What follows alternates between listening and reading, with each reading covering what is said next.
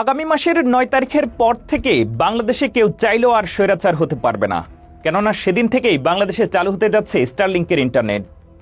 Speed কমিয়ে বা internet বন্ধ করে দিয়ে কেউ আর জনগণের বাক স্বাধীনতায় বাধা দিতে পারবে না। এই কাজটা যেন আর কেউ করতে না পারে সেই ব্যবস্থাই করে দিচ্ছেন প্রধান উপদেষ্টা ডক্টর মোহাম্মদ ইউনূস। বর্তমান প্রজন্মের না হয়েও এই ব্যাপারে তিনি কতটা দূরদর্শী ভাবুন একবার।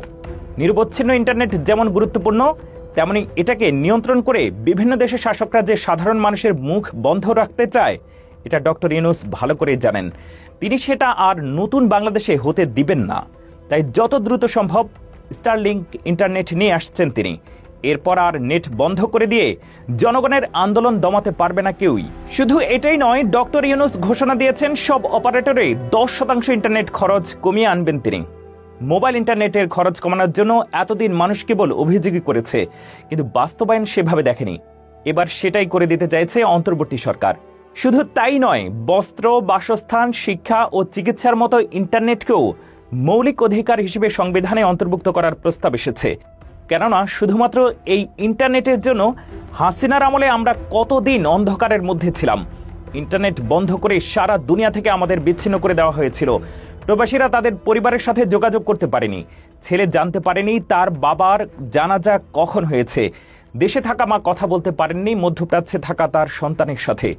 একটু কথা বলতে না পেরে অনেক মা বাবাই চিন্তায় খাওয়া দাওয়া বন্ধ করে দিয়েছিলেন শুধুমাত্র এই ইন্টারনেটের জন্য। স্টারলিংক চালু, মোবাইল অপারেটরে 10% কম খরচ আর মৌলিক অধিকার হিসেবে ইন্টারনেটের স্বীকৃতি যদি বাস্তবায়ন হয়, তাহলে বলাই যায় এই সরকার যুগ উপযোগী একটা কাজ করতে যাচ্ছে। এর মধ্যে বাংলাদেশের স্যাটেলাইট ইন্টারনেট সেবা স্টারলিংকের পরীক্ষামূলক ব্যবহার শুরু হতে যাচ্ছে আগামী 9 এপ্রিল। 23 মার্চ বাংলাদেশ বিনিয়োগ উন্নয়ন কর্তৃপক্ষের নির্বাহী চেয়ারম্যান আশিক মাহমুদ জানান, বিনিয়োগের জন্য যোগাযোগ খুবই গুরুত্বপূর্ণ। এক্ষেত্রে নিরবচ্ছিন্ন যোগাযোগ ব্যবস্থা নিশ্চিত করতে স্টারলিংকের ইন্টারনেট সেবা পরীক্ষামূলকভাবে চালু হবে। আর 90 দিন পরে দেশে স্টারলিংকের ইন্টারনেট আনুষ্ঠানিকভাবে যাত্রা শুরু করবে। আশিক বলেন, 7 এপ্রিল থেকে ঢাকায় 4 দিনের বিনিয়োগ সম্মেলন শুরু হবে।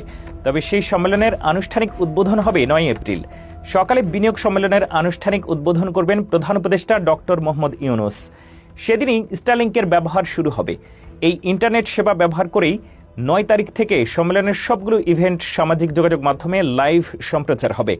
সম্মেলনে অংশগ্রহণ করবেন 50টিরও বেশি দেশ থেকে 550 জন প্রতিনিধি। বাংলাদেশ থেকে প্রতিনিধি থাকবেন 2000। বিদেশিদের কাছে বাংলাদেশের বিনিয়োগ পরিবেশ স্পষ্টভাবে তুলে ধরার মাধ্যমে বিনিয়োগ বাড়ানোই হচ্ছে এই আয়োজনের প্রধান উদ্দেশ্য। এর আগে 13 ফেব্রুয়ারি ইলন মাস্কের সঙ্গে একটি ভার্চুয়াল বৈঠকে বাংলাদেশি স্টারলিংকের ইন্টারনেট চালুর জন্য আহ্বান জানিয়েছিলেন প্রধান উপদেষ্টা ডক্টর মোহাম্মদ ইউনূস। পরে ইলন মাস্ককে বাংলাদেশ সফরের জন্য আমন্ত্রণও জানান তিনি।